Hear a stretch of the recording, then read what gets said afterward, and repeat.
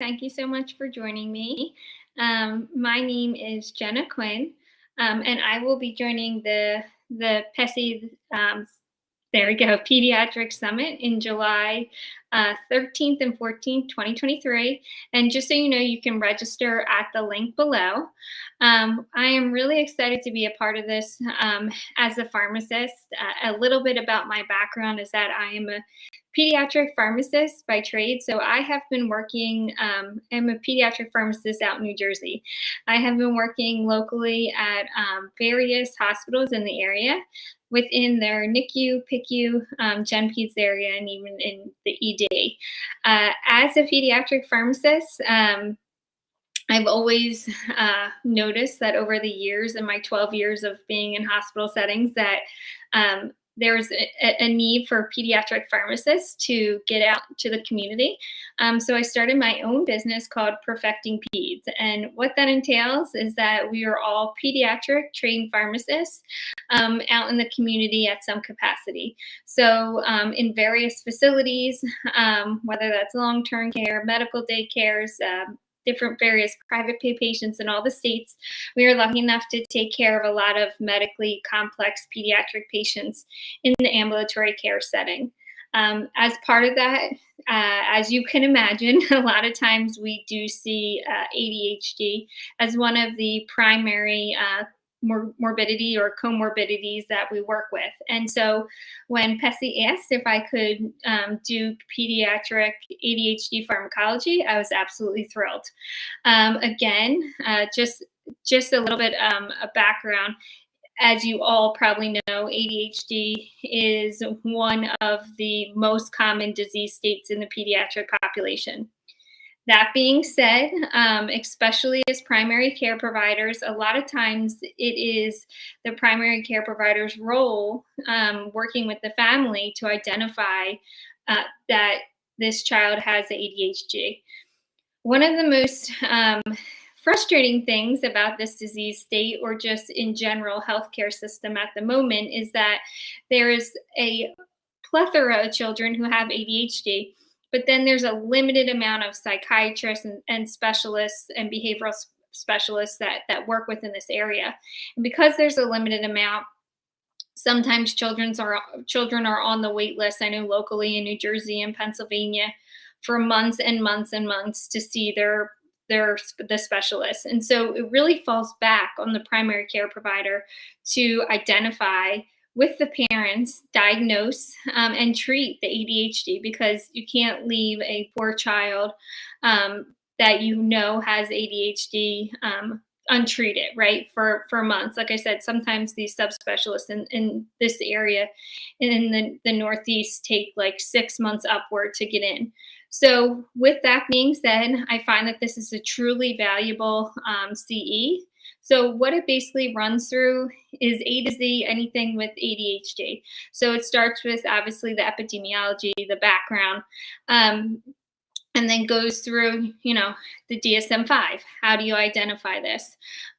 Once you have this patient diagnosed, then the big question is treatment.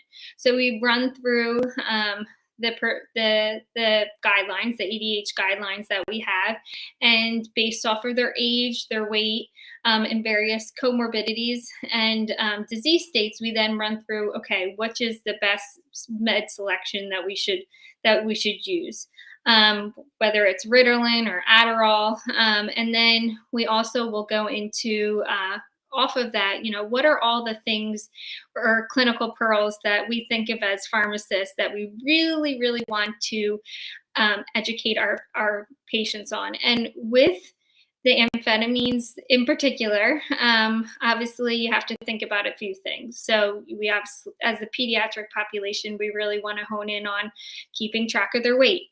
Do we do drug holidays or do we not do drug holidays? Are there any contraindications? Is there any past recent cardiac history? Again, what as far as a pharmacist, I think of most importantly, are we giving it with food? Are we not giving it with food? A lot of these amphetamines have various absorption and kinetics, and some are optimal with food and some are optimal if taken on an empty stomach. still, as a pediatric pharmacist doing this day in and day out, I have to go back and check each time. Okay, is the parent taking this with or without? Are we using immediate release and then bridging over to sustained release? If so, how are we doing that? One of the most interesting things is how all the different amphetamines react to alcohol. So that's a real counseling point that we have to take into consideration. We have to let the patient know, if you drink this, almost all of the extended release that's intended over X amount of hours is going to basically break down in the body and be released in a 1 to 2 hour frame, and you're not going to feel great. So all these things, clinical pearls, we go over. I think this is really important right now as we have these massive amount of drug shortages. So I do go through, actually experienced it in my own family member, where he was on Adderall XR, and the provider just changed him to the same dose, but as an IR. And I picked up on it because I'm like, you're really cranky lately. And so basically I knew, and then I was like, did they give you, like, change up your amphetamines? So again, this can have a huge impact on the patient's quality of life. And so when we're addressing these shortages, how do we do so? So we really break it down, what is the best treatment, what is the best dosage formulation, and what are those clinical pearls that you want to make sure it gets back to your patients. The other things that we run through, of course, are someone who can't be on amphetamines, right? So a lot of times the amphetamines don't work after a couple of tries, or they have a contraindication, especially in our kiddos if they're not accelerating in weight gain or in height. With it being an appetite suppressant, we have to sometimes go back to the drawing board. So we go over guanfacine and clonidine, atomoxetine. So all those non-amphetamine drug shortage or drug selections that you can use if the amphetamine salts are contraindicated, or if for some reason they're not working for a patient.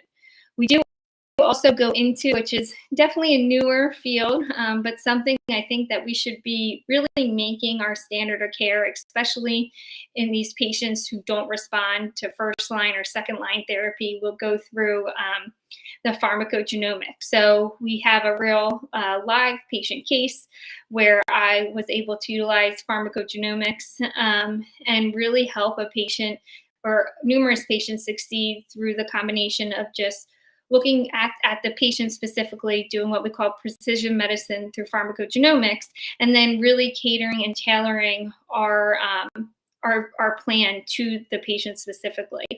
So a lot of layers that we unpack there, and I am really excited and hope to see as many people as possible. It's a true honor. I know that PESI doesn't actually feed to or have a lot of pharmacist involvement. And so one of my goals is to get us more involved and really help educate those primary care providers, MPs, PAs, all of them, and work together, because we are truly stronger together. We all have our strengths in each one of our respective practices. And so really is my ultimate goal to get us all working together as a collaborative team on behalf of the patient. Again, this is for the PESI 2023 Pediatric Summit. That's on July 13th to the 14th. So please register today and join us. I'm very excited, and I hope everyone has a wonderful day.